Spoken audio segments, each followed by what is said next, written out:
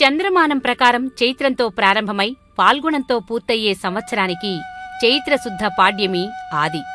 వివిధ నక్షత్రాల్లో సంచరించే స్థితిని బట్టి దీనిని చాంద్రమానం అని అంటాం.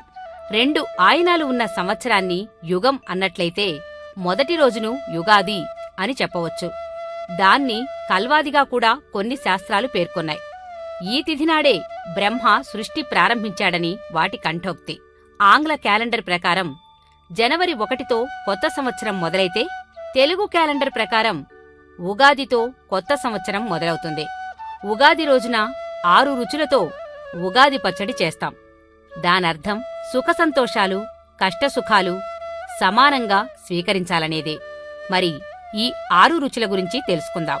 తీపి సంతోషం, చేదు బాధ, కారం కోపం, ఉప్పు భయం, పులుపు చిరాకు, వగరు ఆశ్చర్యం.